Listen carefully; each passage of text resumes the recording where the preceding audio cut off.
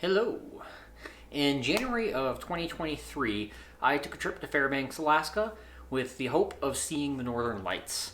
And spoiler alert, I was able to see them the first of the 4 nights I was there.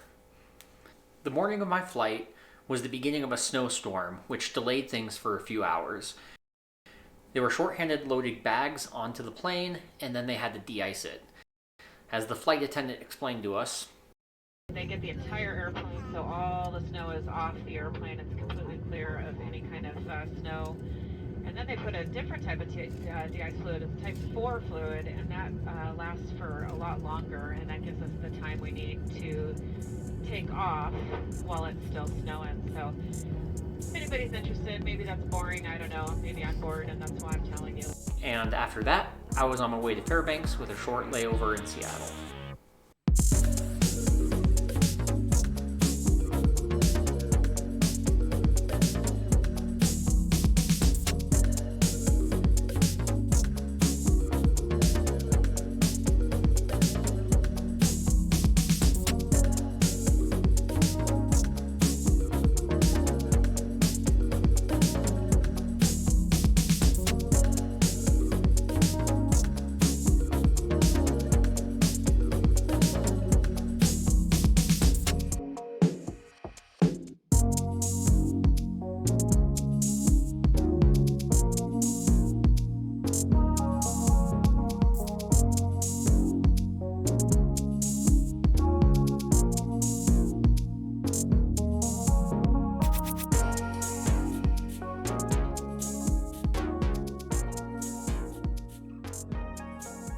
Well, I made it to Alaska.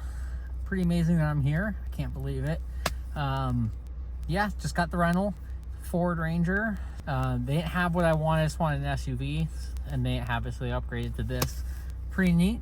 It's currently -10 right now, so I'm letting the car warm up. It's only been just under 4 minutes. Just giving it a little bit longer. The sun is setting, so it's kind of weird. It's 3:56.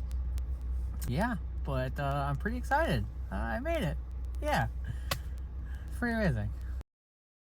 After checking into my hotel and getting something to eat, I headed to a parking lot 20 miles north of Fairbanks to see the Northern Lights. Thankfully, it was around 9 p.m. when they started. They first showed up off in the distance as a green fog just above the trees. And then after a short while, they did move further south and a little bit more overhead. I set up the GoPro to continuously take longer exposure shots, and here I've put them together and you can see the aurora move across the sky. My favorite is this one that captures the Orion constellation and faint red-green aurora.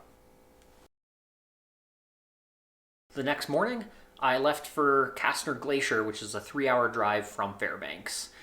When I left around 7, it was still dark, and I still felt like it was the previous night and that I had just taken a short little nap before heading out again.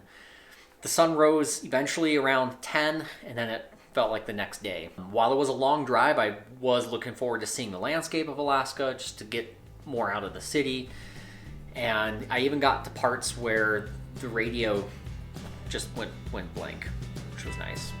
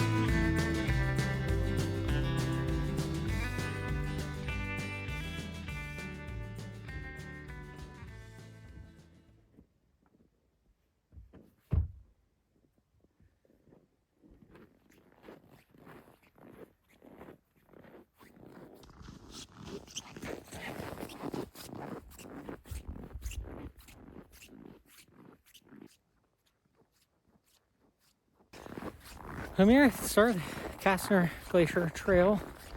It's a 2.5 mile round trip.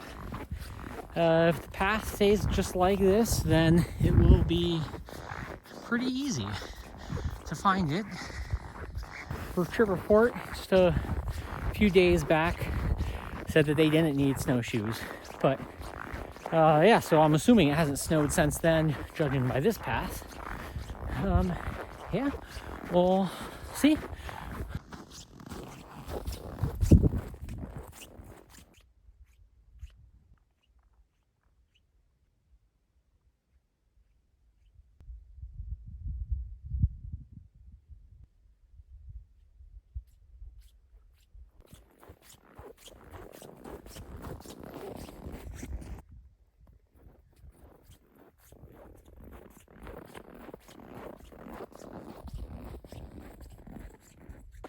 So it's not too cold out here today. It's only like 20 or something according to the thermometer in the car.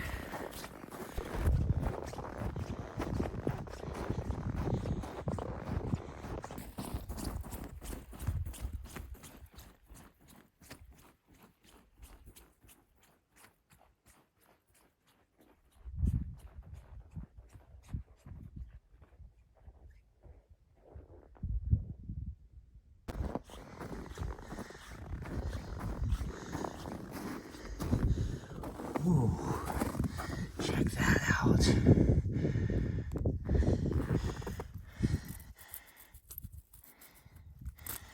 Yeah, pretty sweet.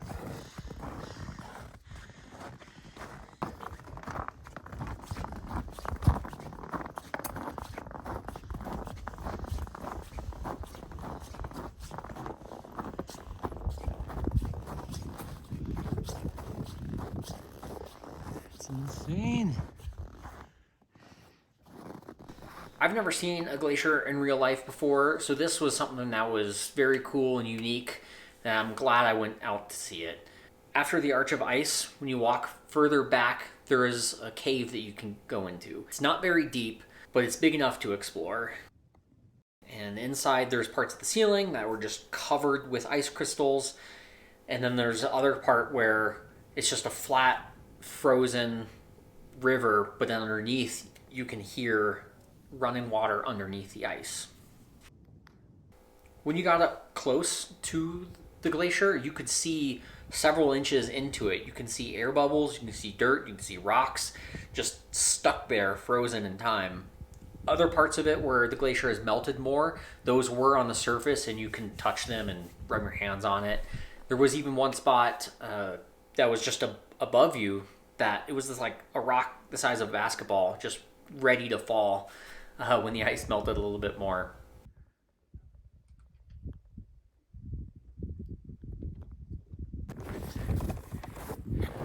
So that's it for the glacier.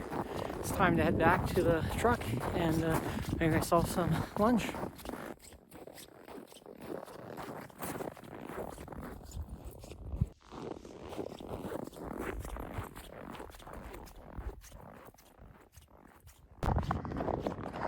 There it is. Noon. Well, that was a great hike. Now it's time to head back to the hotel, get a nap in before getting up to see the Northern Lights later tonight again. So I'll catch you then.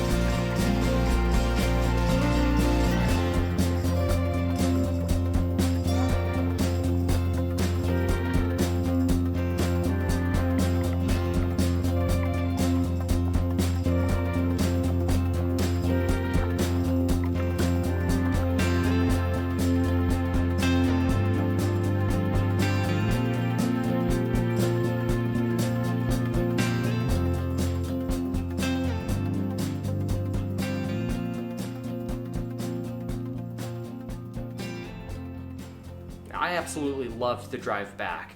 And with the sun out and it during the day, I was able to see a lot more of the landscape. The sun was so close to the horizon for such an extended period of time, it made the views just so much more spectacular. Later that night, I went to Aurora Pointe. It's a facility just outside of the city that allows people to sit there and wait and stay warm while the lights aren't out and visible. I rented a camera, a Sony Alpha 6000, and got plenty of shots of the night sky before clouds rolled in and blocked our view. The aurora did come out around 2 a.m., but it was very faint, very close to the horizon, and off in the distance. The only way I was able to see it was with a 20-second exposure from the mirrorless camera. To get a break from the driving the next morning, I stayed in the Fairbanks. I visited Museum of the North. It is right next to the University of Alaska Fairbanks. It's a museum that just gives a history of different Alaskan regions, lots of different artifacts, and there are plenty of things that you can touch. The upper level of the museum was an art gallery, and that area is a touch-free zone. The next stop was to North Pole, Alaska. It's a small little city just about 20 minutes south of Fairbanks. The town really embraces its name. There are plenty of businesses where their signs or poles are wrapped like candy canes. While the town is just like a normal town, because of its name, there are a couple different things to do there. One of those things is just called the Santa House. Outside in the front, there's like a 30-40 foot Santa statue. So that was kind of neat. The Santa House itself is just a gift shop. It has all sorts of things that are Christmas related, and one little corner that was dedicated to Halloween. I still haven't figured that one out. The other claim to fame for the city of North Pole is they do have a twin of a pole that was dropped over the geographic North Pole. After having a pretty rough life, it was discovered, or it was rediscovered, and dedicated at a park in the 70s. And that was it for the day. It was forecasted to be overcast and snow that night, so I didn't see a point in trying to go out and see the aurora. The next morning, I went to Chena Hot Springs. It's a resort an hour 20 outside of the city. When you get to Chena Hot Springs, the road just dead ends and you're there. The only thing that's there is the resort. It has just a couple buildings for hotels. For the hot springs, they do have a little ice museum, but I was just there for the hot springs. I had about an hour long soak and then just drove back. That night was also overcast, so I didn't stay out for the lights and called it an early night. My flight was really early the next morning, and that was it. And I just flew back.